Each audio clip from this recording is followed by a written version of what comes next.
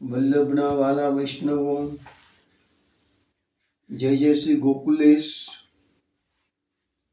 વૈષ્ણવો, ગઈકાલે સત્સંગમાં આપણે શ્રવણ કર્યું કે શ્રી મહાપ્રભુજીએ કર્મયોગ તથા જ્ઞાનયોગ કરતા ભક્તિ માર્ગ શ્રેષ્ઠ છે તે દર્શાવ્યું. હવે આપણે સૌપ્રથમ સૌંદર્ય પદનો શ્લોકનું ગાન કરીશું. સૌંદર્યમ નિજહૃદગતમ પ્રગટીતમ સ્ત્રીગૂઢભાવાત્મકમ પૂરૂપમ ચ પુનસ્તદંતર્ગતમ પ્રાવિવિશદ સ્વપ્રિયે સંશ્લિષ્ટા ઉભયોર્બભૌ રસમયઃ કૃષ્ણો હિ તત્ સાક્ષિકમ રૂપમ તત્ત્રિતયાત્મકમ પરમભિધેયં સદા વલ્લભમ ધ્યેયં સદા વલ્લભમ. વૈષ્ણવ, ગઈકાલે સત્સંગમાં આપણે જોયું કે શ્રી મહાપ્રભુજી પંઢરપુર પધારે છે. અહીં આપશે શ્રી વિઠ્ઠલજીના ભક્ત પાંડુરંગની કથા પોતાના સેવકોને કહી છે અને દર્શાવ્યું કે માતા પિતાની સેવા કરનારે તીર્થોમાં જવાની જરૂર નથી, કારણ કે સકલ તીર્થો માતા પિતાના ચરણોમાં જ છે. હવે આગળ શું થાય છે તે પહેલાં આપણે કીર્તન સાંભળીએ. કીર્તનના શબ્દો છે: શ્રી લક્ષ્મણ ગૃહ મહામંગલ ભયો. શ્રી લક્ષ્મણ ગૃહ મહામંગલ ભયો પ્રગટે શ્રી વલ્લભ પૂરન કામ. શ્રી લક્ષ્મણ ગૃહ મહામંગલ ભયો પ્રગટે શ્રી વલ્લભ પૂરન કામ. માધવ માસ કૃષ્ણ પક્ષ શુભલગ્ન ઉદિત એકાદશી દુસરો જામ. પ્રગટે શ્રી વલ્લભ પૂરન કામ. મંગલ કલશ ચૌક મોતીને તે વિધિ વિચિત્ર ચિત્ર બને ધામ. ગાવતી મંગલ ગીત માણીની નખ શિખ સુભગ કામ શિબામ. પ્રગટે શ્રી વલ્લભ પૂરન કામ. મિટ્યો તિમિર દુઃખ દ્વંદ જગત કો ભોર ભયો માનો મિટી ગઈ આમ. માણિક ચંદ પ્રભુ સદા બિરાજો. માણિક ચંદ પ્રભુ સદા બિરાજો. આઈ બસો શ્રી ગોકુલ ધામ. પ્રગટે શ્રી વલ્લભ પૂરન કામ. શ્રી લક્ષ્મણ ગૃહ મહામંગલ ભયો પ્રગટે શ્રી વલ્લભ પૂરન કા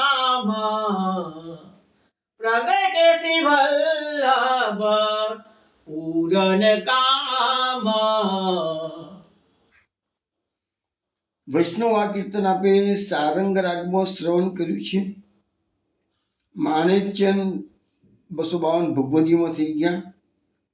એ આ કીર્તનમાં આપણને એવું સમજાવે છે કે શ્રી લક્ષ્મણ ગૃહ મહામંગલ ભયો પ્રગટે શ્રી વલ્લભ પૂરણ કામ. શ્રી લક્ષ્મણ ભટ્ટીજીના ઘરે શ્રી વલ્લભનું પ્રાકટ્ય થયું છે, એટલે એમના ઘરે મહોત્સવ મંગળ રીતે ઉજવાઈ રહ્યો છે. શ્રી વલ્લભ કેવા છે તો પૂરણ કામ છે, ભક્તોનો સેવકોનો મનોરથ પૂર્ણ કરનારા છે. માધવ માસ કૃષ્ણ પક્ષ શુભ લગ્ન ઉદિત એકાદશી દુસરો જામ. હવે એના સમયનું અને તિથિનું વર્ણન છે આમાં. માધવ માસ એટલે આપણા માટે ચૈત્ર માસ છે. કૃષ્ણ પક્ષ એટલે ચૈત્રવદી. શુભ લગ્ન છે, લગ્ન જે આવ્યું એ શુભ છે જ્યોતિષની દ્રષ્ટિએ. ઉદિત એકાદશીનો ઉદય થયેલો છે. દુસરો જામ એટલે બીજા યામની અંદર મહાપ્રભુજીનું પ્રાકટ્ય એકાદશીની રાત્રે થયેલું છે. મંગલ કલશ ચોક મોટીન કે વિધિ વિચિત્ર ચિત્ર બને ધામ. હવે જે ગોપીજનો જે છે એ બધા પોતપોતાના ઘરની અંદર મંગલ કલશને ધારણ કર્યા છે આંગણાઓમાં, અને મોતીના ચોક પૂરેલા છે કે છે. પછી જુદા જુદા પ્રકારના સુંદર સુંદર ચિત્રોની ચિત્રામણી પણ કરેલી છે પોતાના ઘરે. ગાવતી મંગલ ગીત માણીની નકશિક શુભગ કામ શ્રી બામ. હવે જે માણીની એટલે ગોપીજનો જે છે એ મંગલ ગીતો ગાઈ મહાપ્રભુજીનું પ્રાકટ્ય છે એટલે વધાઈના ગાન સુંદર રીતે કરી રહ્યું છે. અને એ સુંદરીઓ કે યુવતીઓ કેવી છે તો નકશિક શુભગ, માથાથી પગ સુધી બધી એકદમ સૌંદર્યવાન છે. કામ શ્રી બામ એટલે કામ એટલે કે કામદેવ, બામ એટલે પત્ની. તો કામની પત્ની કેવી રતિ અતિ સુંદર છે. તો આ બધી ગોપીજનો પણ એ બધી રતિના જેવી નકશિક સુંદર છે બધી કે છે. મિટ્યો તિમિર દુઃખ દ્વંદ જગત કો, ભોર ભયો માણો મીટી ગઈ યામ. મહાપ્રભુજીના પ્રાકટ્યથી આ જગતમાં જે દેવી જીવો ભટકી ગયા હતા, એમને જે દુઃખી થઈ ગયા હતા, તો એ દુઃખરૂપી તિમિર એટલે અંધકાર, તો દુઃખરૂપી અંધકારને મહાપ્રભુજીએ દૂર કર્યું છે. તો શું કર્યું પછી? ભોર ભયો માણો મીટી ગઈ યામ, એટલે જે અંધકારની જે રાત્રિનો અંધકાર હતો એ દૂર કર્યો છે અને જ્ઞાનનો પ્રકાશ થયો છે. ભોર ભયો જ્ઞાનનો ઉદય થયો છે, સવાર થઈ છે. માણિક ચંદ પ્રભુ સદા બિરાજો, આઈ બસો શ્રી ગોકુલ ધામ. એટલે માણિકચંદ એમ કે છે કે વલ્લભ મહાપ્રભુજીનું પ્રાકટ્ય થયું છે, હવે તમે ભૂતળ પધાર્યા છો તો સદા બિરાજો, અને અહીંયા આઈ બસો શ્રી ગોકુલધામ. હવે અહીંયા ગોકુલધામનો જે અર્થ છે એવો જ. ગો એટલે ઇન્દ્રિયો, કુલ એટલે સમૂહ, તો ઇન્દ્રિયોનો સમૂહ એટલે આપણો આ દેહ, એટલે ભક્તોના હૃદયમાં તમે વાસ કરજો કહેજે. આપણે નંદદાસજીનું પણ એક એવું કીર્તન છે કે જુગ જુગ રાજ કરો શ્રી ગોકુલ, જુગ જુગ રાજ કરો. તો એ ગોકુલનો અર્થ આ વ્રજવાસ વ્રજમંડળનું ગોકુલ છે ને, એમાં તો આપણા દેહરૂપી ગોકુળની અંદર તમે અહીંયા વલ્લભનું સદા બિરાજો એવું કહેવા માગે છે. હવે આપણે ગઈકાલે સત્સંગમાં જે પંઢરપુરની વાત ચાલતી હતી એમાં છેલ્લે આપણે જોયું હતું કે દામોદરદાસ હરસાણીજીએ શ્રી મહાપ્રભુજીને પંઢરપુરની બેઠકમાં પૂછ્યું કે શ્રીહરિ ભગવાને આ વિઠ્ઠલ નામ કેમ ધારણ કર્યું. પંઢરપુરના ઠાકોરજીનું નામ છે વિઠ્ઠલનાથજી, તો કેમ એ નામ ધારણ કર્યું એની વાત અહીંયા પૂછવામાં આવી છે. શ્રી મહાપ્રભુજી અહીંયા વિઠ્ઠલ શબ્દનો અર્થ સમજાવતા કહે છે કે વિઠ્ઠલ એમાં 3 અક્ષર આવે છે, વિદ, ઠ અને લ. તો વેદનો અર્થ થાય છે જ્ઞાન. આપણે બોલીએ છીએ ને વેદ, એ વેદ એટલે શું? આપણા જે પ્રાચીન સાહિત્ય આપણું જે શાસ્ત્રો છે કે જે વેદ છે, વેદનો અર્થ થાય વેદ એટલે જાણવું, વેદ એટલે જાણવું. જાણવાનું શું જાણવાનું? તો જ્ઞાન. વિદ એટલે જ્ઞાન. ઠ એટલે શૂન્ય, એટલે કે રાગ રહિત, આસક્તિ રહિત, શૂન્ય. લ એટલે સ્વીકારે છે, એટલે એનો અર્થ એવો થયો કે જે શરણે આવેલા જ્ઞાન શૂન્ય જીવોને સંસારના રાગ રહિત કરી સેવક રૂપે સ્વીકારે છે, એનું નામ વિઠ્ઠલ. એટલે વિઠ્ઠલ નામની વ્યાખ્યા મહાપ્રભુએ જે આપેલી છે એ ફરીથી બોલું છું. જે શરણે આવેલા જ્ઞાન શૂન્ય જીવોને, કારણ કે આ જીવો જે જગતમાં અજ્ઞાનતાથી ભટકી રહ્યા છે, એટલે એને જ્ઞાન શૂન્ય થઈ જાય છે. તો એ જે જીવો છે એ બધા ભગવાનની શરણે ગયેલા છે. ભગવાનની શરણે ગયા એટલે ભગવાન એને શું કરશે? પહેલા સંસારથી રાગ રહિત કરી નાખશે, અને પછી એ રાગ રહિત એટલે આસક્તિ રહિત થઈ જશે. પછી પોતાના સેવક રૂપે, ભક્ત રૂપે એને સ્વીકારવામાં આવે છે. તો એ ભગવાનનું નામ વિઠ્ઠલ, એનો અર્થ એવો થયો. હજુ વિઠ્ઠલનો બીજો પણ એક અર્થ બતાવવામાં આવ્યો છે. હવે શ્રી વિઠ્ઠલ શબ્દ બોલીએ તો પાછા 4 અક્ષર થયા. શ્રી, વિઠ, અને 4 અક્ષર થયા. હવે આ 4 અક્ષર જે છે ને એ ભગવાનના 4 સ્વામીની જે સ્વરૂપ છે. તો શ્રી છે એ લક્ષ્મી રૂપા રાધિકાજી છે. શ્રી એટલે લક્ષ્મીજી, પણ અહીંયા આપણા ભગવાનના સ્વામીનીજી રાધાજી છે. પછી વિદ શબ્દ જે છે એનો અર્થ મેં તમને કહ્યું એ પ્રમાણે વિદ એટલે વેદો, જાણવું, જ્ઞાન. તો અહીંયા એનો અર્થ એવો કર્યો છે સર્વોત્તમ જ્ઞાન સ્વરૂપ વેદની શ્રુતિઓ. વેદ હોય એ વેદમાં શ્રુતિઓ બધી આપેલી છે. આપણે કહીએ વેદ સ્તુતિ, શ્રુતિ ગીતા બોલીએ છીએ, તો વેદ એ શ્રુતિ. અને શ્રુતિ રૂપા જે ગોપીજનો છે એના જે સ્વામીની જે છે એનું નામ છે શ્રી ચંદ્રાવલીજી. તો વીર એટલે કે ચંદ્રાવલીજીનું કારક છે. પછી ઠ એટલે થોડી વાર પહેલા વાત, ઠ એટલે શૂન્ય, રાગ રહિત. હવે રાગ રહિત કોણ છે? જેને સંસારનો સ્પર્શ થયો જ નથી, તે કુમારિકાઓ. ભગવાનના ત્યાં જે ગોપીજનો છે એમાં કેટલીક કુમારિકાઓ પણ છે જેને વ્રતચર્યાનું આરાધન કર્યું હતું. તો એ કુમારિકાઓ જે છે એને સંસારનો સ્પર્શ થયો નથી. એટલે એ બધી કેવી કુમારિકાઓ છે? ઋષિરૂપા છે. અને એ ઋષિરૂપા જે ગોપીજનો છે એના સ્વામીની જે છે એનું નામ છે રાધા સહચરીજી. એટલે ઠ એટલે રાધા સહચરીજી સ્વામીનીજી. હવે લ, થોડી વાર પહેલા કીધું લ એટલે સ્વીકારે છે. તો આ બધા યુથોને રાસ રમણ માટે પોતાના પુલિન પર પ્રસન્નતાથી જે સ્વીકારે છે કોણ છે? તો ચતુર્થ પ્રિયા શ્રી યમુનાજી. તો અહીંયા 4 શબ્દ શ્રી, વિદ, ઠ અને લ. તો શ્રી એટલે રાધિકાજી, વિદ એટલે ચંદ્રાવલીજી, ઠ એટલે રાધા સહચરીજી, અને લ એટલે શ્રી યમુનાજી.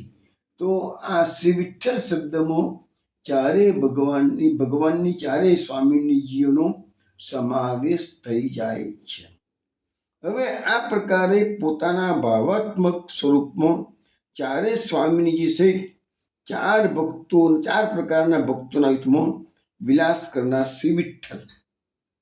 હવે વિઠ્ઠલ શબ્દનો અર્થ મેં તમને બંને રીતે સમજાવી દીધો.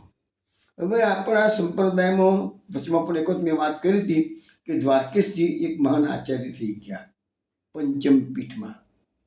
એમને ભાવનાનું પુસ્તકમાં શ્રી વિઠ્ઠલનાથજીની સ્વરૂપ ભાવના જે બતાવી છે એ પણ હું તમને અત્યારે વર્ણન કરું છું.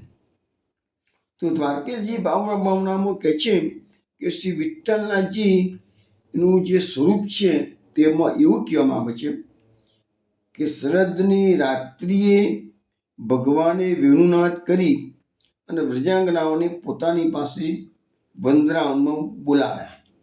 ભગવાને મધ્યરાત્રિ, શરદની રાત્રિઓ આવી એ વેણુનાદ કર્યો. ભગવાન પિતા રાત્રિ શરદોત્ફુલ્લ મલ્લિકા, આપણે દાસ પંચાયતનો પહેલો શ્લોક. તો ભગવાને રમણ કરવાનું ઈચ્છા કરી એટલે ગોપીજનોને વેણુનાદ કરીને બોલાવે છે. હવે આ બધી વાતો મહારાષ્ટ્રની છે, રાસપંચયની છે. એ આપણે મહાપ્રભુજીનું ચૈત્ર પૂરું થશે કે તરત જ આપણે શ્રીમદ ભાગવતમાં દસમ સ્કંદ ચાલે છે સત્સંગમાં, એનો 28 અધ્યાય આપણે પૂરા કર્યા હતા. હવે 29મા અધ્યાયથી આપણે શરૂ કરવાના છીએ. તો 29 30 31 32 33 આ 5 અધ્યાયને રાસ પંચાધ્યાય કહેવામાં આવે છે. એ વખતે અત્યારે હું જે વાત કરી રહ્યો છું, ભગવાને મહારાષ્ટ્ર માટે બધાને બોલાવ્યા હતા, એ વાત ખૂબ વિસ્તારપૂર્વક સુબોધિનીજીમાંથી કહીશ તમને. અત્યારે તો હું તમને આ વિઠ્ઠલ શબ્દની જરૂર છે એટલું જ પૂરતું વર્ણન કરું છું. ભગવાને વૃંદાવનમાં વેણુનાદ કરીને વ્રજાંગનાઓને બોલાવી છે અને બધું ઘરબાર છોડીને એ વ્રજાંગનાઓ આવી ગઈ છે. પણ ભગવાન ટીકડી કરે છે અને વ્રજાંગનાઓને કહે છે તમે ઘેરે પાછા જાઓ. કોઈ આપણને જમવાનું આમંત્રણ આપે અને પછી ઘેરે કહે કે ના તમે જતા રહો ત્યારે, તો સાહેબ આપણી શું હાલત થાય? તો ગોપીજનોની એવી હાલત થઈ ગઈ છે. ભગવાન ગોપીજનોને વેણુનાદ કરીને બોલાવે છે અને આવ્યા પછી મધ્યરાત્રિએ જંગલમાં વનમાં અને કહે તમે ઘેરે જાઓ. તો એના માટેના સુંદર શ્લોકો 10 છે. અત્યારે હું તમને ખાલી 2 શ્લોકોનું ગાન કરીને શ્રવણ કરાવું છું. સ્વાગતમ વો મહાભાગઃ પ્રિયમ કિમ કરવાણિ વઃ વ્રજસ્ય નામયં કચ્ચિત ધૃતાગમન કારણમ રજની એષા ઘોર રૂપા ઘોર સત્વ નિષેવિતા પ્રતિયાત વ્રજમ નેહ સ્થેયમ સ્ત્રીભિઃ સુમધ્યમાઃ. ભગવાને ગોપીજનોને પાછા જવાની આજ્ઞા કરી એના મેં અત્યારે તમને 2 શ્લોકો શ્રવણ કરાવ્યા છે. કુલ 10 શ્લોકો છે. અત્યારે એ વખતે રાસ પંચાયત એ વખતે બધા શ્લોકો ડિટેલ્સમાં સમજાવીશું. અત્યારે 2 શ્લોકોનો સામાન્ય અર્થ કહી દઉં તો ભગવાન ગોપીજનોને કહે છે સ્વાગતમ વો મહાભાગા, હે મહાભાગ્યવાન સ્ત્રીઓ હું તમારું સ્વાગત કરું છું, વેલકમ કરે છે ભગવાન. પ્રિયમ કિમ કરવાની હું તમારું શું પ્રિય કરું, બોલો તમે કહો એમ કરું કે છે. જો ભગવાન કેવા સુંદર રીતે વાતો કરે છે, ગોળ ગોળ કરી નાખી ગોપીજનોને, પછી ધીરે રહીને પછી મમરો મૂકશે ભગવાન. વ્રજસ્યાણમં કચ્ચિત, અરે તમે અહીંયા આવ્યા તો છો તો વ્રજે બધું કુશળ મંગળ તો છે ને, તમારે ઘરે બધા મજામાં તો છે ને કે છે. વૃતાગમન કારણ, તમારા આવવાનું કારણ શું છે? અત્યારે બધું મંગળ છે કે નહીં? ત્યાં ઘરે બધું સહી સલામત છે ને? તમે શું કરો અડધી રાતે આવ્યા છો અહીંયા? ગોપીજનો કહે છે વેણુનાદ કરીને અમને બોલાવે છે અને પછી કહે છે કે તમારું આવવાનું કારણ શું છે કે છે. આ તો ખરો માણસ છે કે છે, અમારો સ્વામી ખરો છે કે છે. હવે બીજા શ્લોકમાં શું કહે છે? રજની એસા ઘોર રૂપા ઘોર સત્વ નિષેવિતા. અરે ભગવાન કે છે આ ઘોર અંધારી રાત છે, ઘોર સત્વ નિષેવિતા. આ હિંસક પ્રાણીઓ જંગલમાં બધે ફરી રહ્યા છે કે છે, ભયાનક પ્રાણીઓ છે બધા જંગલમાં ફરી રહ્યા છે. પ્રત્યાત વ્રજમ નેહ, તમે જતા રહો ઘરે જતા રહો બધા. આ તો અંધારી રાત છે ને બધા પશુઓ ચારે બાજુ ફરી રહ્યા છે, તમે ઘેર જતા રહો કે છે. સ્ત્રી નેહ સ્ત્રીયમ સ્ત્રીભિ સુમધ્યમઃ. હે સુંદરીઓ તમારે અહીંયા રહેવું જોઈએ નહીં, તમે ઘેર જતા રહો. તો આવી રીતે તો બધી 10 શ્લોકોમાં મેં ખાલી 2 શ્લોકો તમને કીધા, બીજા શ્લોકો અત્યારે નથી કહેતો. આપણી વાતને મુખ્ય જે વાત કરવી છે વિઠ્ઠલ શબ્દ એનું જ વાત કરવી છે, એટલા માટે અત્યારે 2 શ્લોકોમાં તમને કહું છું. ટૂંકમાં ભગવાને ગોપીજનોને પાછા જવાની આજ્ઞા કરેલી છે, પણ ગોપીજનો પાછા જવા હરગીઝ તૈયાર નથી. જો ભગવદ આજ્ઞાનું ઉલ્લંઘન, ભગવાનના ભક્તો ભગવાનની આજ્ઞાનું પણ ઉલ્લંઘન કરી શકે છે. કેમ કરે છે એ બધી વાતો રાસપંચાયત વખત જોઈશું. અત્યારે ગોપીજનો ભગવાને 10 શ્લોકોમાં પાછા જવાનું કીધું. ગોપીજનોએ અમે નહીં જીએ ને નહીં જીએ, તમારે થાય કરી લો એમ કરીને 11 શ્લોકોમાં ભગવાનને સંભળાવે છે. માટે આ તામસ ફલ પ્રકરણ છે, તામસી સ્વભાવ છે ગોપીઓનો. કહી દે તમારે થાય કરી લો, અમે તો તમારી પાસે આવી ગયા છીએ, હવે સંસાર છોડીને આવ્યા છીએ, હવે તમે ગમે તેમ કરો, મારો તારો જીવાડો, અમે પાછા નથી જવાના. શું કહે છે ગોપીજન? એક જ શ્લોક સમજાવું છું. મૈવમ વિભોરતી મૈવં વિભોર્હતિ ભવાન ગણિતું નૃશંસં સંત્યજ્ય સર્વ વિષયાન તવ પાદમૂલમ પ્રાપ્તા ભજસ્વ દુર્વગ્રહમાત્યજાસ્માન દેવો યથાદિ પુરુષો ભજતે મુમુક્ષુન. ગોપીજનો તામસ ભક્તો છે. ભગવદ આજ્ઞા ઉલ્લંઘન સામાન્ય રીતે ભક્તો કરી શકે નહીં, પણ આ હઠ્ઠીલા ભક્તો છે. ભગવાનના ચરણારવિંદને છોડવા હરગીઝ તૈયાર નથી. એટલે કહે છે કે મૈવમ વિભો અરતિ ભવાન ગદિતુમ સંસમ. વિભો એટલે પ્રભુ, ભગવાન. તો એ ભગવાન, એ વિભુ, તમે આવા કઠોર વાક્યો કહો છો એ તમારા માટે યોગ્ય નથી. નૃશંસમ ગદિતુમ, નૃશંસમ એટલે કઠોર વાક્યો. આવા તમારે કઠોર વચનો બોલવા ના જોઈએ. જો ભગવાનને કહી દીધું અહીં વાત નહીં કરવાની, સીધી રીતે વાત કરો. કેમ? સંતજ્ય સર્વવિષયાન તવ પાદમૂલમ. અરે પ્રભુ, અમે તમારા ચરણ કમળના આધારે તમે સંસારનો ત્યાગ કરીને આવી ગયા છીએ અને અમને પાછા કાઢો છો કે જેમ? અમે તો બધું છોડીને આવતા રહ્યા છીએ. સર્વ વિષયાન સંતજ્ય, બધા વિષયોને અમે ત્યાગ કરી દીધો છે કે છે. સર્વ વિષયોનો ત્યાગ થઈ ગયેલો છે કે છે. ભક્તા ભજસ્વ દુર્વગ્રમા તેજાસ્માન દેવો યથા આદિ પુરુષો ભજતે મુમુક્ષુ.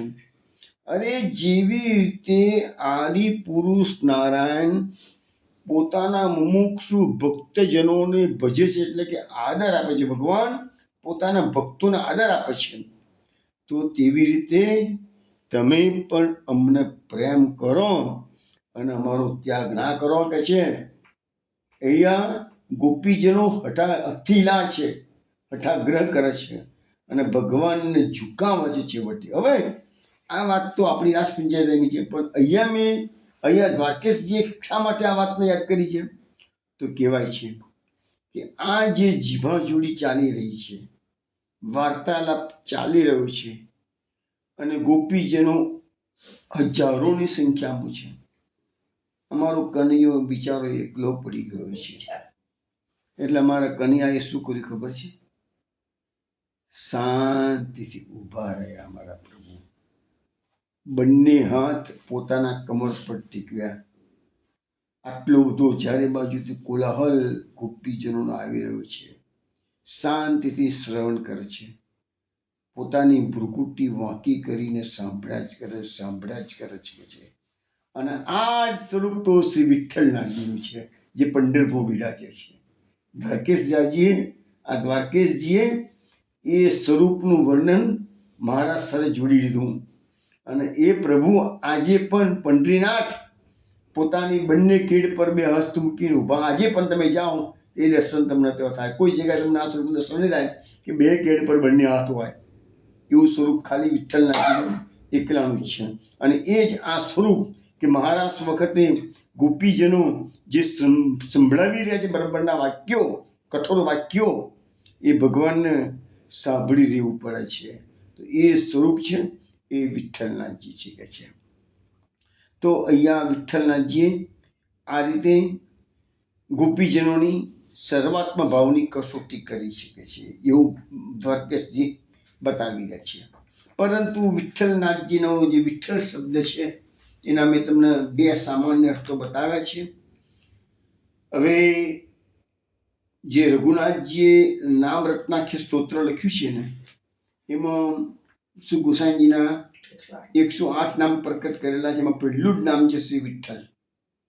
તો શ્રી વિઠ્ઠલ વિશે પછી એ રઘુનાથજીએ તો નામ રત્નાખ્ય તો સ્તોત્ર પ્રકટ તો કર્યું છે, એના પર આપણા પ્રાચીન આચાર્ય સુંદર ટીકાઓ બધી કરેલી છે, અને એમાં વિઠ્ઠલ શબ્દના અનેક અર્થો કરવામાં આવેલા છે. એ બધા અર્થો આજે નથી લેતો, કારણ કે આજે મેં 2 જ અર્થ બતાવ્યા છે, પણ બાકીના બધા અર્થો આપણે જ્યારે પાછું ક્યારેક ભવિષ્યમાં ભગવાનની કૃપા થશે તો નામ રત્નાખ્ય લઈશું, એ વખતે બધા અર્થો પૂરેપૂરા સમજાવવાનો પ્રયત્ન હું કરીશ.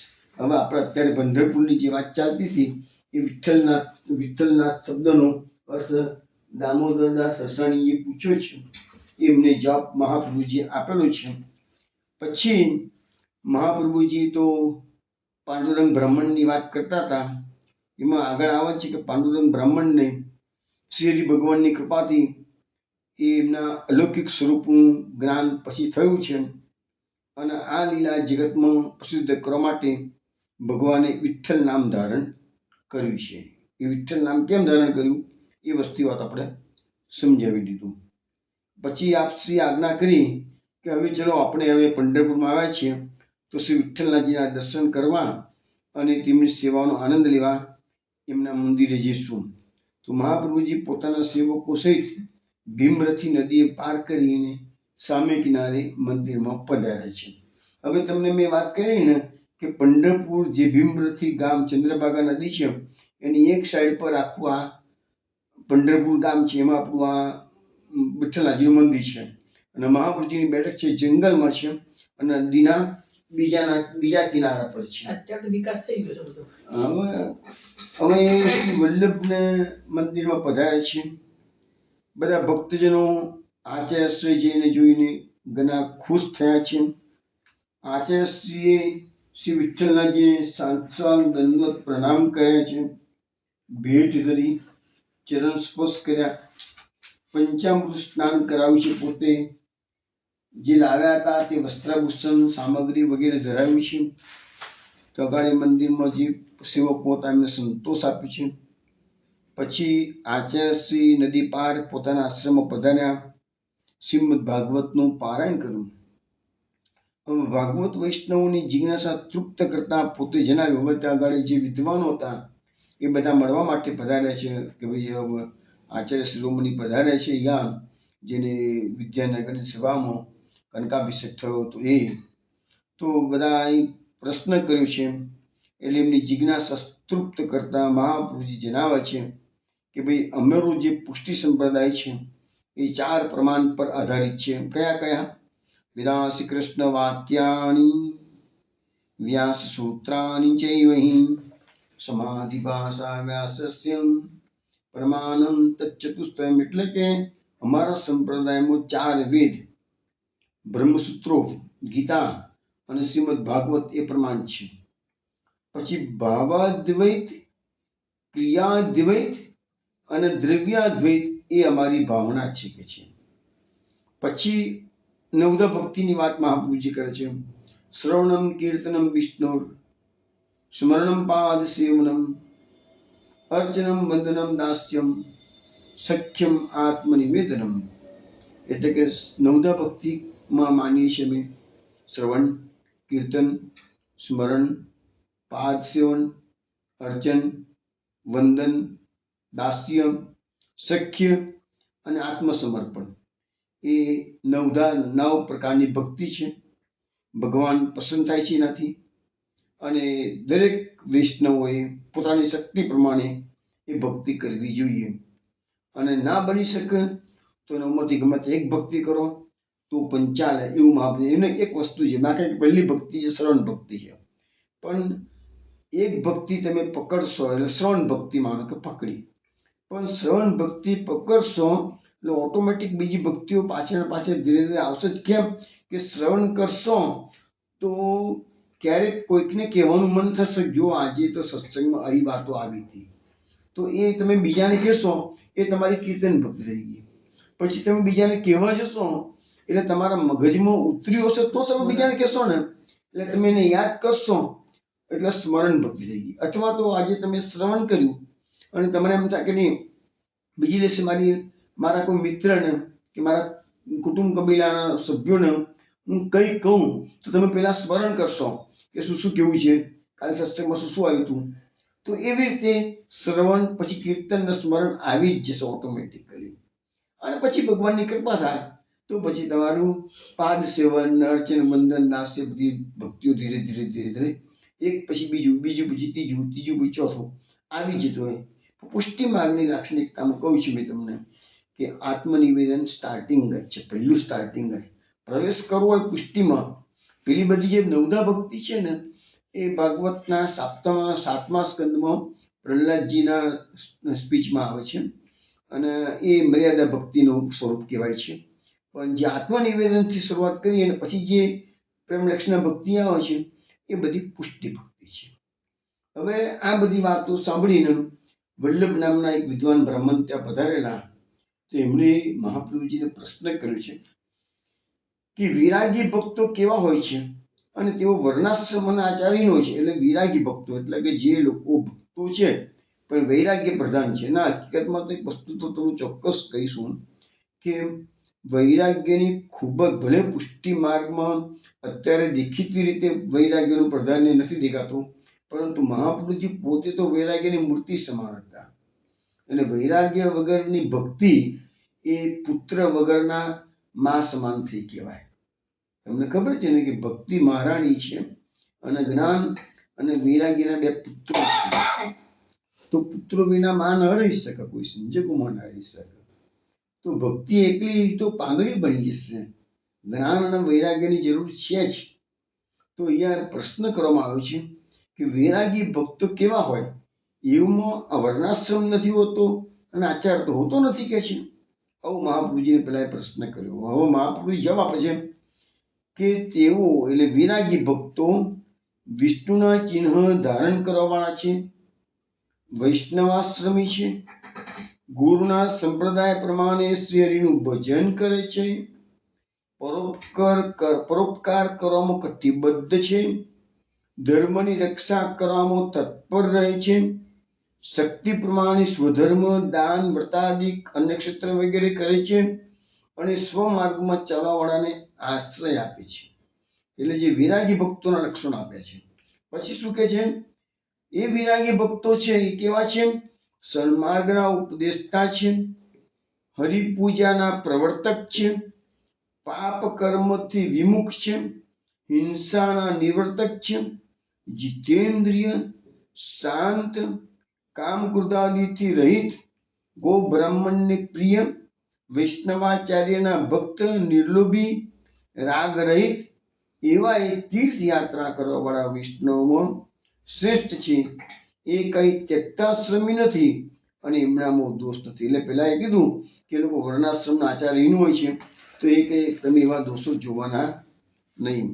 એ સાંભળીને પ્રશ્ન જે બ્રાહ્મણે કરેલો એ પૃથ્વી પર પડી ગયા, ઉઠીને હાથ જોડીને દંડવત કરીને બોલ્યા કે મહારાજ, આપનો અપરાધ કરવા બદલ મારો ક્ષમા કરો. અરે, વજ્રના શરીરવાળો હોય તો પણ પીગળી જાય એવો તો આપનો પ્રભાવ છે. તો મારી શી ગણતરી આ બાબતમાં કે છે?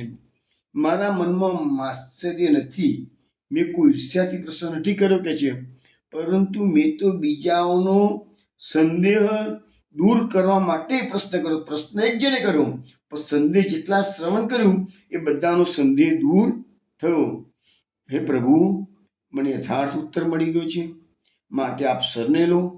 હું આપને શરણે આવીને કૃતાર્થ થઈશ, બીજા ઉપાયથી થઈશ નહીં. તે ઉપરથી આચાર્યશ્રીએ એને અષ્ટાક્ષર મંત્ર અને માળા આપ્યા છે અને સંપ્રદાયનું રસ સમજાવી શ્રી વિઠ્ઠલ પ્રભુની સેવા સમજાવી છે. અમે અહીંયા મહાપ્રભુજીને મળવા પછી જ્ઞાનેશ્વર મહારાજ તો કાલે મહારાષ્ટ્રમાં થઈ ગયા. તો એમના જે શિષ્યો હતા, જ્ઞાનેશ્વર મહારાજ પહેલા થઈ ગયા, મહાપ્રભુજી પછી થયા છે. તો જ્ઞાનેશ્વરના જે શિષ્યો હતા એ બધા મહાપ્રભુજીને મળવા માટે આવ્યા છે અને દીનતાથી પ્રાર્થના કરી છે કે અમે વિષ્ણુ સ્વામી સંપ્રદાયમાં છીએ. એટલે મહાપ્રભુજી પણ વિષ્ણુ સ્વામી સંપ્રદાયના આચાર્ય છે. અને આ જ્ઞાનેશ્વરનો જે માર્ગ છે ને એ પણ અલ્ટિમેટલી તો આપણો ભાગવત સંપ્રદાય છે કે એ લોકો એને વારકરી સંપ્રદાય કહે છે. એ લોકો એને વારકરી, પણ વારકરી શબ્દનો અર્થ જ આપણું ભાગવત અર્થાત મીન્સ વૈષ્ણવ, એ લોકો બી વૈષ્ણવ ધર્મી છે. આપણો ભાગવત સંપ્રદાય છે, પુષ્ટિ સંપ્રદાય છે, એ પણ વૈષ્ણવ સંપ્રદાય છે. એ લોકો પણ વિષ્ણુ સ્વામી સંપ્રદાય છે, આપણો પણ વિષ્ણુ સ્વામી સંપ્રદાય છે કે છે. અને શિક્ષામૃતનું પાન કરવાની ઈચ્છાથી અમે આપની શરણે આવ્યા છીએ. આ બ્રહ્મદત્તાદિ પંડિતો દ્વૈતવાદિક પરાયણ સનતકુમાર વગેરે સંપ્રદાયના છે. એમના સંપ્રદાયના આચાર્ય શ્રી નિંબાકારાદિત્ય અહીં પહેલા થઈ ગયા અને તે સુદર્શનના અવતાર હતા. સનકાદી મતવાળા વૈષ્ણવો રાધા કૃષ્ણના ભક્ત છે. તેઓ ચિત્તથી અભેદ પણ વાસ્તવિક ભેદ માને છે. અમારો મત કેવો છે તે આપ કહો. હવે મહાપ્રભુજીની પરીક્ષા કરવા માટે કે છે અમારો મત કેવો છે એ આપ કહો કે છે. ત્યારે આચાર્ય પસંદ થઈને કહ્યું કે સાવધાન થઈને શ્રવણ કરો. શેષ અને બ્રહ્માદિકના ભેદથી તમારો સંપ્રદાય બે પ્રકારનો છે અને ભાગવત એ અમારા લોકોનો સંપ્રદાય છે. અમારા લોકોનો મત એવો છે કે જગત હરિરૂપ છે. એટલે એ શ્રુતિ વડે બ્રહ્મરૂપથી બ્રહ્માંશ જીવ નીકળે છે. એટલે બ્રહ્મમાંથી આ બધા જીવો ઉત્પન્ન થયા છે એવો અમારો મત છે કે છે. તેથી કરીને ભક્તિથી હરિલીલાના અધિકારી છે કે છે. જો વાસ્તવિક ભેદ હોય તો હરિની અચ્યુતતા થાય નહીં અને હરિ સ્વરૂપથી અચ્યુત છે એમને જ આ બધું રચ્યું છે કે છે. અને ભગવાનની શરૂઆતમાં ભગવાન બધે સર્વત્ર વિરાજમાન છે એ અમે દર્શાવ્યું છે. વિશુદ્ધ નિરામય બ્રહ્મ એ જ પોતાની લીલાથી અનેક પ્રકારનું થયું. એટલે એકો અહમ બહુ શ્યામું એક છું તો એનાથી અનેક થઈ જવું. એટલે કે છે કે એને ભજવાવાળાની રુચિના ભેદને લીધે અને અધિકારીના ભેદથી જુદા જુદા સંપ્રદાય છે. એટલે કહેવાનો મતલબ શું છે કે ભગવાન એક તો આટલા બધા ભક્તો છે તો બધાના આટલા બધા સંપ્રદાયો કેમ ઉત્પન્ન થયા? તો મહાપ્રભુજી કારણ આપે છે. કારણ કે દરેકે દરેક ભક્તની રુચિ જુદી જુદી હોય. અને આપણે તો ગઈકાલે પણ આ બાબત પર ડિસ્કશન થયું કે જ્ઞાન માર્ગવાળા માણસો જુદા હોય, કર્મ માર્ગવાળા જુદા હોય, તંત્ર માર્ગવાળા જુદા હોય, ભક્તિ માર્ગવાળા જુદા હોય.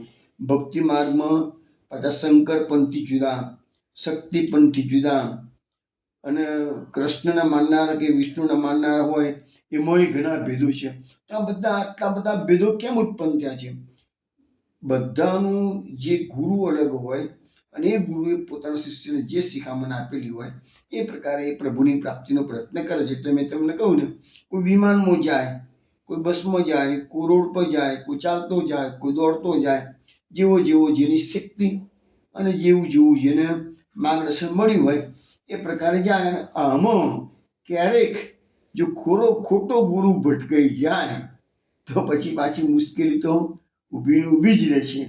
એટલે ભગવાનની કૃપા હોય એને જ સદગુરુની પ્રાપ્તિ થાય છે કે છે.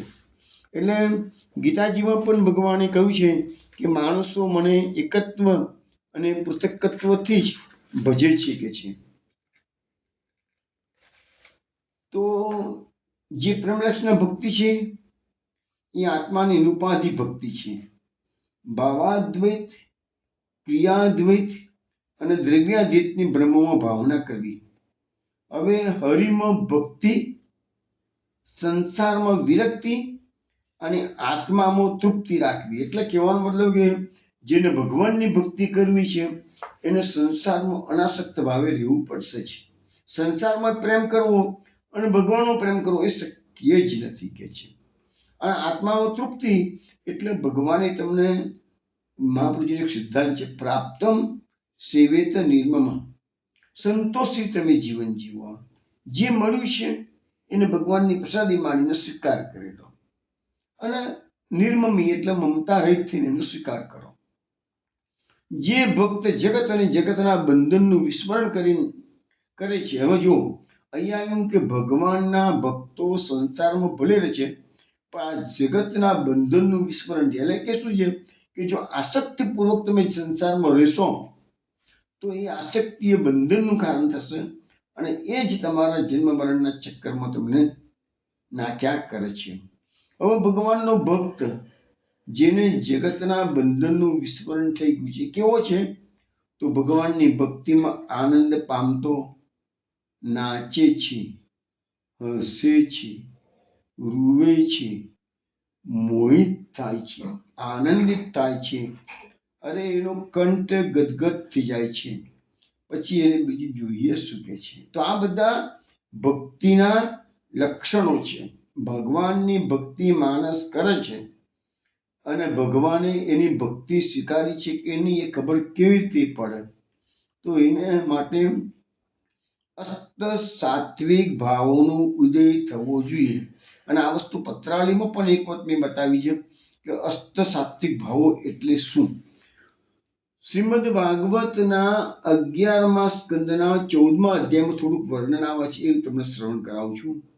કથમ વિના રોમહર્ષમ દ્રવસા ચેતસા વિના વિનાનંદા આનંદા શ્રુકલયા શુદ્ધેદ ભક્ત્યા વિનાશય. એટલે કહે છે કે ભક્તિ કરતા કરતા હૃદય રોમાંચ ના અનુભવે, ચિત્ત પીગળી ના જાય, આનંદથી અશ્રુઓ ન છલકાય, ત્યાં સુધી ભક્તનું હૃદય પૂર્ણપણે શુદ્ધ થતું નથી. જો હવે આપણે 2 દિવસ પહેલા જ, આઈ થિંક ગયા અઠવાડિયે જ, ભક્તિ માર્ગમાં હૃદય શુદ્ધ હોવું ખૂબ જરૂરી છે એ વાત પર મહાપ્રભુજીએ ભાર મૂક્યો હતો. હવે એ હૃદય તમારું શુદ્ધ થયું છે કે નહીં એ ખબર કેવી રીતે પડે? શ્રેષ્ઠ અહીંયા ભાગવતમાં 11મો સ્કંદ અને 14મો અધ્યાય ભગવાન ઉદ્ધવજીને જે સમજાવી રહ્યા છે એમાં કીધું છે કે ભક્તિ કરતા કરતા હૃદય રોમાંચ ના અનુભવતું હોય, ચિત્ત પીગળી ના જતું હોય, આનંદથી અશ્રુઓ ન છલકાતા હોય, તો માનવાનું કે તમારું હૃદય સંપૂર્ણપણે શુદ્ધ થયું નથી. તમને એક આટલો ટેસ્ટ આપી દીધો ભગવાન મહાપ્રભુજી ભાગવતે કે માણસ ખરેખર ભક્તિ કરે છે કે નથી કરતો, એના પછી તમને ખબર પડી જશે. હજુ આગળનો પણ એક શ્લોક છે સરસ. વાગ ગદગદા ધ્રવતે યસ્ય ચિત્તમ હૃદય ભીક્ષ્ણમ હસતિ ક્વચિત્ય વિલજ્ય ઉદ્ગાયતિ નૃત્યમ નૃત્યતે ચ મદભક્તિયુક્તો ભુવનમ પુનાતિ. આ પણ 11મા સ્કંદનો 14મો અધ્યાય છે, એનો શ્લોક છે કે જ્યારે ભક્તિનો પ્રવાહ વધે છે ત્યારે તેની વાણી ગદગદ થઈ જાય છે, ચિત્ત ભક્તિ રસ્તે દ્રવી જાય છે. હે પ્રભુ, આપ ક્યાં છો, આપ ક્યાં છો એવો પ્રલાપ કરતો કરતો એ ક્યારેક તો રડે છે, ક્યારેક તો હસે છે, ક્યારેક તો ઊંચા સ્વરથી ભગવાનનો પોકાર કરે છે અને ક્યારેક તો આનંદથી નૃત્ય કરવા લાગે છે.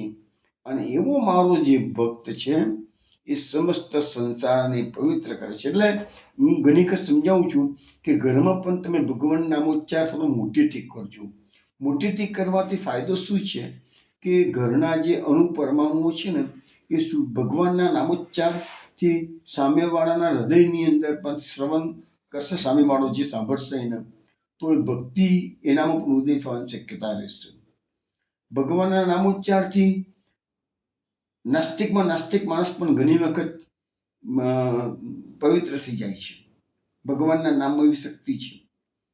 ચૈતન્ય મહાપ્રભુજીના ચરિત્રમાં એવું આવે છે કે ચૈતન્ય મહાપ્રભુજી જ્યારે જંગલમાંથી પસાર થતા મોટી મોટેથી હરિનામનો પોકાર કરતા, હરિબોલ હરિબોલ એમ કરતા, તો એ વખતે જંગલમાં વાઘ સિંહ હિંસક પશુઓ હોય એ પણ મનુષ્યની વાણીમાં હરિબોલ હરિબોલ કરતા હતા. હરે રામ રામ રામ હરે હરે, હરે કૃષ્ણ કૃષ્ણ કૃષ્ણ હરે હરે એ નિરંતર જપ કરતા.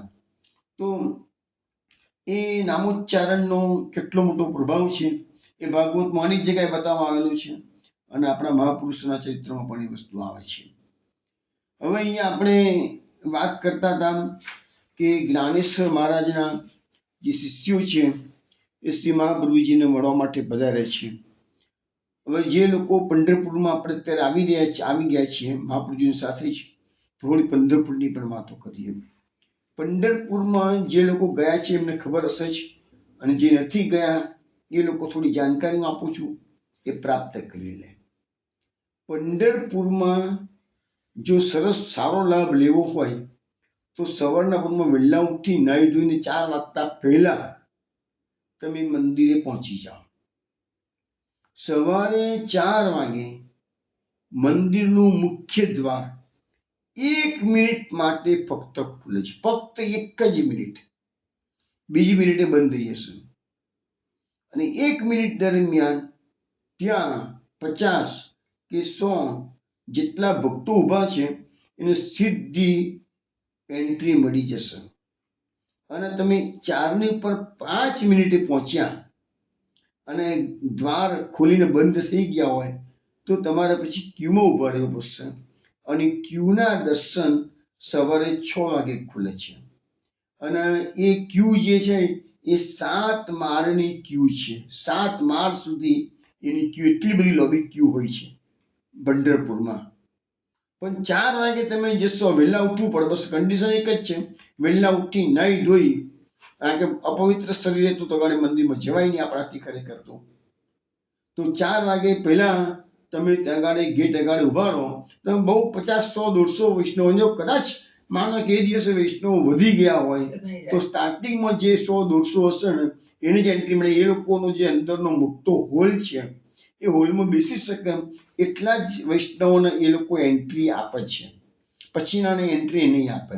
એટલે જો તમે મહાપ્રભુજીની બેઠકમાં ઉતર્યા હશો તો તમે આ લાભ ના લેજો, કારણ કે મહાપ્રભુજીની બેઠક તો સામે કિનારે છે ને હવારના પરમાં 3, 3:30, 4 વાગે તો નીકળવાનું બહુ જ અઘરું પડશે. ફરીને અવાય છે, નથી આવવા કેવું નહીં, પણ એ રસ્તો જંગલનો મોટો રસ્તો, 4, 5, 7, 8 કિલોમીટર રસ્તો છે. નાવવાળો રસ્તો ટૂંકો છે, પણ રાતનો 4 વાગે તમને 3:30 વાગે નાવ મળે નહીં જલ્દી. એટલે આ બાજુ શું છે કે પંઢરપુરનું મંદિર ગામમાં છે, ત્યાં આગળ ગજાનન આશ્રમ આવેલું છે. એ ગજાનન આશ્રમમાં મોટું મંદિરથી નજીક વચ્ચે ગજાનન આશ્રમ, અને એમાં 2 પ્રકારના નિવાસો છે, ભક્ત નિવાસ અને સાધુ નિવાસ. એમાં સાધુ નિવાસને અને તગાડી બુકિંગ કરતા નથી, ફર્સ્ટ કમ ફર્સ્ટ પ્રેફરન્સથી અસંખ્ય રૂમો છે, 1, 2 નહીં, અસંખ્ય રૂમો છે, એટલે લગભગ તમને જગ્યા મળી જ જાય છે. પણ સાધુ નિવાસના રૂમો સારા છે, ભક્ત નિવાસના રૂમો થોડા મીડિયમ છે. એટલે સાધુ નિવાસ તમારે જ્યારે ગયા હોય યાદ રાખજો હતું, સાધુ નિવાસનો રૂમ માંગવાનો, ના હોય તો પછી તમને એ લોકો ભક્ત નિવાસમાં પણ લગભગ આપી દે છે. એટલા બધા રૂમો બનાવેલા છે, કેમ્પસ ઘણું મોટું છે ગજાનન આશ્રમનું. ત્યાંથી તમને ચાલતા મંદિરમાં સવારના પરમાં 3:30 વાગે નીકળો તમે તમારા રૂમ પરથી તો 10 જ મિનિટમાં તમે મંદિરે, 5 જ મિનિટમાં તમે મંદિરે પહોંચી શકો એટલું નજીકમાં મંદિર છે. બેઠકમાં ઉતર્યા હો તો તમે આ લાભ નહીં લઈ શકો. આવી શકાશે ખરું, પણ આ લાભ નહીં લેવાય સવારે 4 વાગ્યાનો. હવે જે લોકો 4 વાગે મેઇન ગેટ ખુલ્યો હોય અને અંદર એન્ટ્રી મળી ગઈ હોય તો એનો મોટો ફાયદો શું છે તમને સમજાવું. કે ત્યાં પંઢરીનાથને આખી રાત દરમિયાન શયન કર્યું હોય, તેમના શ્રીઅંગ પર જે તુલસી ચંદનનો લેપ લગાવેલો હોય, એ બધી જે પુષ્પની માળા આખી રાત તેમના શ્રીઅંગ પર રહેલી હોય, એ બધું સવારે વડું કરવામાં આવે છે. તમને દર્શન એના થાય છે. પંચામૃત સ્નાનથી સ્નાન કરવામાં આવે છે, એ બધું દર્શન થાય. મંગળા આરતી થાય, એના દર્શન થાય. સતત 4 થી 6 કલાક દરમિયાન જે વેદોચ્ચાર મંત્રોચ્ચારપૂર્વક બધી વિધિ કરવામાં આવે છે એના તમને દર્શન થાય. એ બધું 2 કલાકનો પ્રોસેસ છે, આખો વિધિ જે 2 કલાકની છે. તમને ત્યાં બેસી શાંતિથી તમારા મોટા હોલમાં બેસી રહેવાનું અને તમને બધા દર્શન થાય. અને એ બધી જેમ જેમ તુલસી વડી થઈ, એમના પૂજારીઓ હોય, બીજા આસિસ્ટન્ટ પૂજારીઓ, જેટલા વૈષ્ણવ 100, 200 બેઠા હોય એ બધાના હાથમાં એક તુલસી પત્ર આપે. ચંદન હોય તો ચંદન આપે. પંચામૃત સ્નાન થયું હોય તો પંચામૃત સ્નાનનું જળ આવે, બીજું જળ આવે. એટલે તમને થોડી વારે કશુંક ને કશુંક આવતું જ રહે, તમને મળતું રહે છે કે છે. અને આવી રીતે તમારા 2 કલાક તમે સતત પ્રભુના સાનિધ્યમાં બેસી અને દર્શનનો આનંદ લઈ શકો. પરંતુ જો તમે ક્યુમાં ઊભા રહેવા ગયા તો તમને દર્શન, જ્યારે ક્યુ ખુલશે ત્યારે તમારા દર્શનનો લાભ મળે ખરો. અને એ પણ તમને કહ્યું પાછું કે આ જે 2 કલાક તમે બેઠા છો હોલમાં, એ પછી દર્શન પૂરા થઈ જાય પછી તમને ફરીથી એ ક્યુમાં તમને જવું પડશે અને તમે ઠાકોરજીના ચરણારિંદમાં તમારું મસ્તક ટેક્યું. આ છે ને મર્યાદા પુરુષોત્તમનું મંદિર કહેવાય. એટલે એમાં અપરસ જેવું કશું હોતું નથી. આપણે આપણા કપડાં પહેરીને ત્યાં ગયા હોઈએ તો એ જ કપડેથી તમે નિજ મંદિરમાં જઈ ઠાકોરજીના ચરણોમાં તમે મસ્તક મૂકી શકો છો અને ઠાકોરજીના ચરણ સ્પર્શ કરી શકો છો. આ લાભ તમને મળી શકે છે. ભવિષ્યમાં શું થશે એ ખબર નથી, પણ અત્યારે તો લાભ, અત્યારે એટલે હું જ્યાં સુધી ગયો છું ત્યાં સુધી આટલી મને ખબર છે. હું 3-4 વખત આગળ પંઢરપુરજી આવ્યો છું અને મેં આ લાભ લીધેલો છે. એટલે તમને કહું છું કે અને જે લોકો સવારે 6 વાગે ક્યુમાં 7 માળની ક્યુ લાગે છે, એમાં નંબર લાગે તો નિજ મંદિરમાં તો જવા મળશે, મસ્તક ટેકવા મળશે, ચરણ સ્પર્શ પણ મળશે. પણ એ બધું 1 મિનિટ માટે, અડધી મિનિટ માટે, અડધી મિનિટમાં તો બીજાની બહાર કરશો. ત્યારે પહેલામાં 2 કલાક સુધી સતત તમે દર્શનનો લાભ લઈ શકો છો. એટલે જે લોકોને પ્લાનિંગ કરતા હોય ભવિષ્યમાં ગમે ત્યારે પંઢરપુર જવાનું, તો બેઠકજીમાં ઉતરશો આ લાભ નહીં મળે, પણ ગજાનન આશ્રમમાં ઉતરશો તો લાભ મળશે. બીજું, પંઢરપુરમાં તમે જ્યારે જાઓ તો મેઇન મંદિર તો આ વિઠ્ઠલનાથજીનું છે. હવે એના પગથિયાની અંદર નામદેવની સમાધિ. નામદેવ એક મહાન ભક્ત થઈ ગયા, જેના વિશે તમને કહેતા હતા કે એ નામદેવ એ કાચા ભક્તની મેં તમને વખતમાં વાત કરી હતી. વિશ્વબા એના ગુરુનું નામ, એ બધી વાતો થઈ ગઈ, જતા રિપીટ નથી કરતો. પણ એ નામદેવની સમાધિ પગથિયામાં એટલા માટે મૂકી છે કે નામદેવ એમ માને છે કે ભગવાનના ભક્તો આવતા જતા એમની ચરણ રજ મારા પર પડે, એટલે નામદેવની સમાધિ પગથિયામાં છે. નામદેવની સમાધિથી નજીકમાં છે ચોખા મેલાની સમાધિ છે. ચોખા મેલા એક શુદ્ર ભક્ત ભગવાનનો થઈ ગયો અને એનું કામ શું હતું? મરદા ખેંચવાનું, જે ડેડ બોડી હોય એને ખેંચી જવાનું. તો ભગવાન એની એટલી બધી સેવા હતી, સતત અહર્નિશ પ્રભુ સ્મરણ કરતા કરતા જ એ આવું નીચ પ્રકારનું કાર્ય, એના કુટુંબનું કાર્ય એવું હતું કે કઈ પ્રકારની જ્ઞાતિમાં એનો જન્મ થયો હતો, પણ ભગવાન એને મદદ કરતા હતા. એવા પ્રસંગો વાંચેલા છે કે ચોખા મેલા જ્યારે મરદા ખેંચવાનું કામ કરે, મરેલા ઢોર, તો ભગવાન એને મદદ કરવા માટે આવતા હતા. આપણે કોઈને માની ના શકીએ એવા ભગવાનના ભગવાને એવા ભક્તોના કામો કરેલા છે. તો એ ચોખા મેલાની સમાધિના દર્શન કરી અને આ પ્રસંગોને યાદ કરવાના. નામદેવનો પ્રસંગ તો ઘણા છે. પેલો પ્રસંગ જાણીતો છે કે 7 વર્ષની ઉંમરે પેલું દૂધ આરોગાયું હતું ભગવાનને, અને પિતા હતા તો પોતે ભૂખ્યા રહ્યા છે, વટે ભગવાનને દૂધ આરોગવું પડ્યું હતું. 7 જ વર્ષની ઉંમરનું નાનું બાળક. એ નામદેવનો પ્રસંગ ખૂબ જાણીતો છે. પછી આપણે પંઢરપુરમાં તમે જાઓ તો જેનાબાઈની ગોપાલપુર કરીને એક જગ્યા છે, તો જેનાબાઈની ચક્કીના દર્શન અવશ્ય કરવાના. જેનાબાઈ એ નામદેવની શિષ્યા થઈ ગઈ અને એ જેનાબાઈ માટે એમ કહેવાય છે કે નામદેવની ભક્તિનો પ્રકાર એટલો બધો થઈ ગયો હતો. અનેક સાધુ સંતો નામદેવ પાસે આવે અને રોજે રોજ નામદેવની જે શિષ્યા જેનાબાઈ છે એટલો બધો લોટ ઢળ્યા કરતી આખી રાત કે પછી બીજે દિવસ સવારથી પેલા સાધુઓની ભીડ જામે તો બધાને ટીપી ટીપીને ખવડાવે, પ્રસાદ લેવડાવે. તો એ જેનાબાઈ થાકી જતી હતી બિચારી બાઈ, નામદેવની શિષ્યા હતી. તો એ જે ઘંટી હતી જેના પર ગૌ દળતી હતી, એ ઘંટીના દર્શન આજે પણ તમને થાય છે. અને ઘંટીનું વિશેષ મહત્વ એટલા માટે છે કે જેનાબાઈ રાત્રે થાકીને જ્યારે ગૌ દળવા બેસે તો પંઢરીનાથ વિઠ્ઠલનાથજી પોતે આવે, જેનાબાઈને કહે છે તું એકલી શુક્રા દળે છે કે છે, ભક્તોની સેવા મને પણ કરવા દે ને કે છે. તો એક બાજુ જેનાબાઈ બેસે, બીજી બાજુ વિઠ્ઠલનાથજી બેસે અને બે ભેગા થઈને આખી રાત ગૌ દળ કરે અને સવારથી તો પેલા સાધુઓની લાઈન લાગી ગઈ હોય, રોટલા ટીપી ટીપી બધાને ખવડાવે. સાહેબ તમે જીવો ભક્તોની બધી વાતો છે એ જેનાબાઈના દર્શન, જેનાબાઈની યાદો તમે આજે પણ ગોપાલપુર, એ જગાનું નામ છે પ્રોપર પંઢરપુરમાં જ છે પણ થોડુંક દૂર છે મંદિરથી, એટલે ગોપાલપુર જગા કહેવાય છે ને. ત્યાં તમે જાઓ, જેનાબાઈની ચક્કીના દર્શન અવશ્ય કરજો. પૂછજો કોઈને કે ભાઈ જેનાબાઈની ચક્કી ક્યાં છે? ચક્કી એટલે ઘંટી, તેના દર્શન આજે પણ તમને થશે. પછી બીજી વસ્તુ આગળ પંઢરપુરમાં જે જોવાની જગાઓ છે ને, એમાં મુખ્યત્વે જે છે કેકાળી આશ્રમ છે.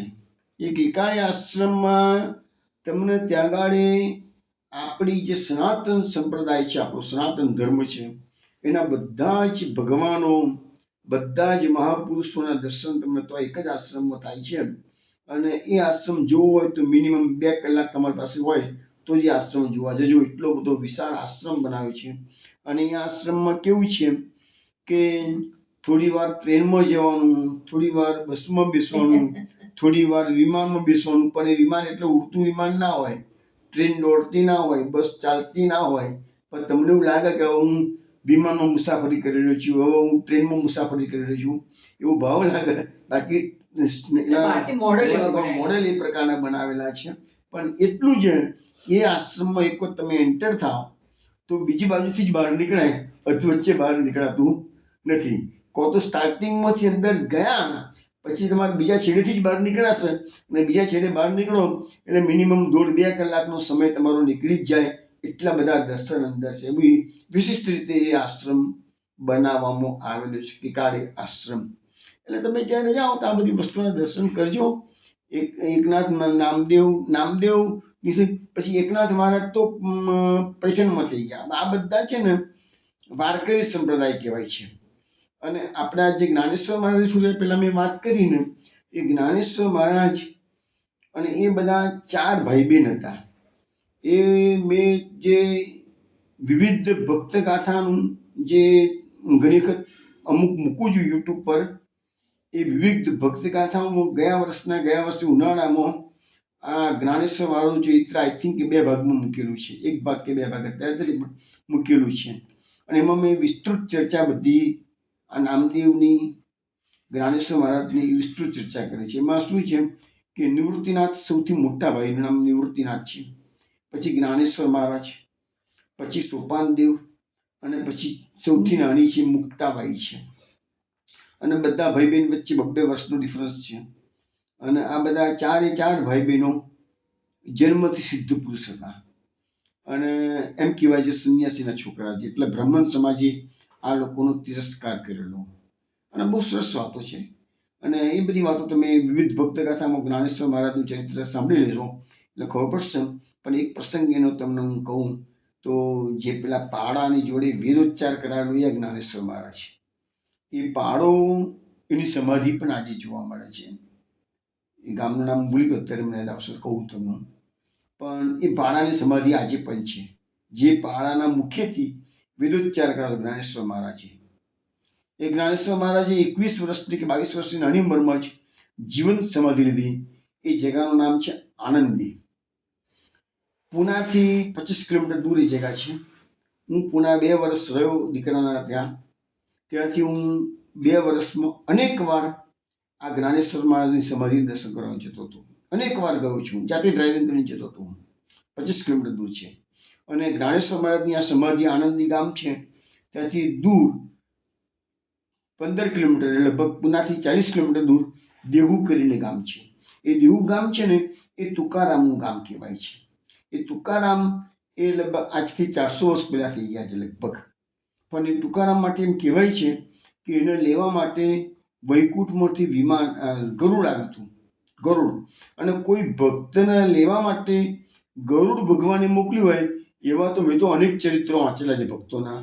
એમાં તુકારામનું જ એક જ ચરિત્ર એવું જોવા મળે છે કે જેમાં ભગવાને પોતાનું ગરુડ મોકલ્યું હોય.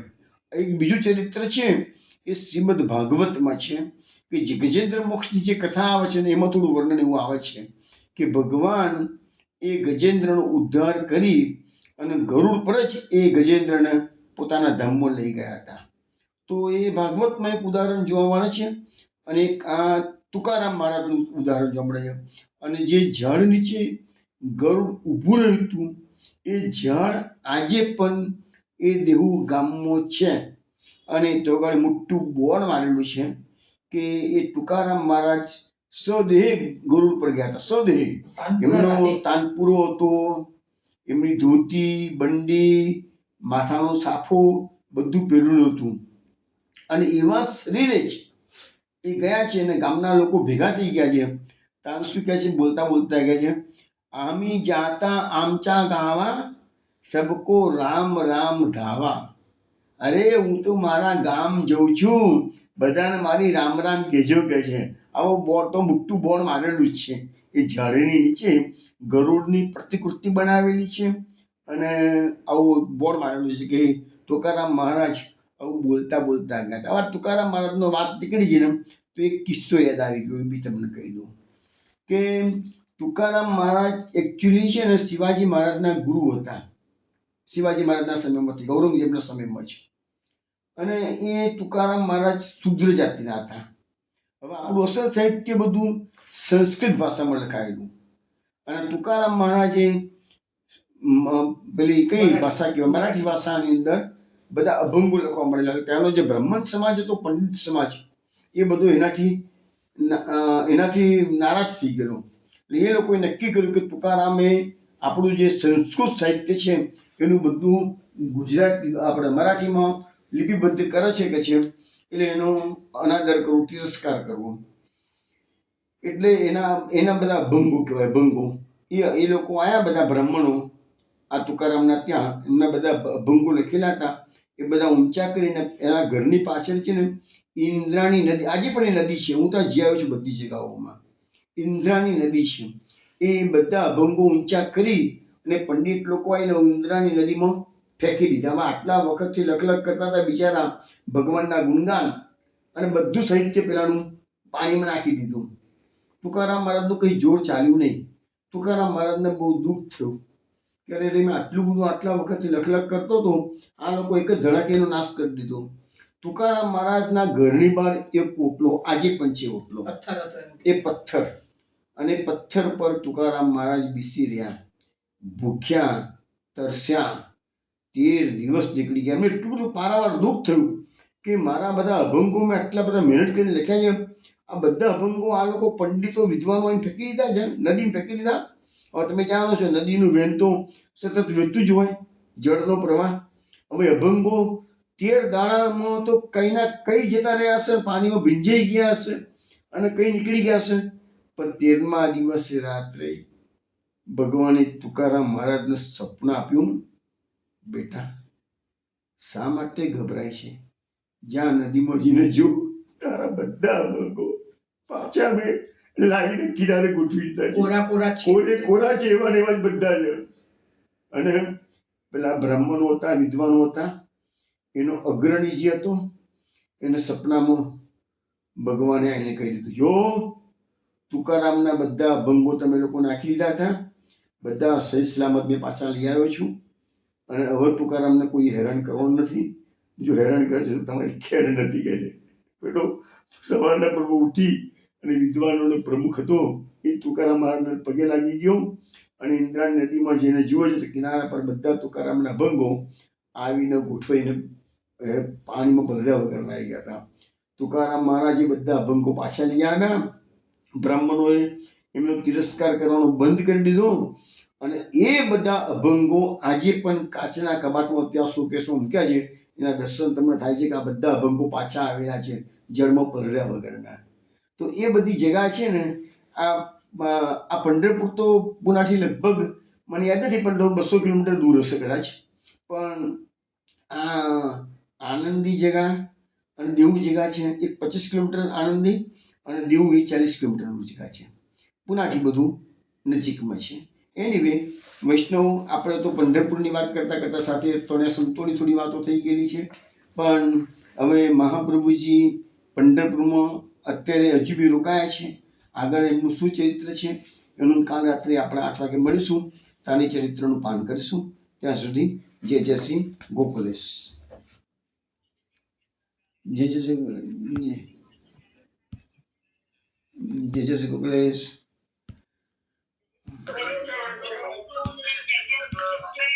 જય જય શ્રી ગોકુલેશ.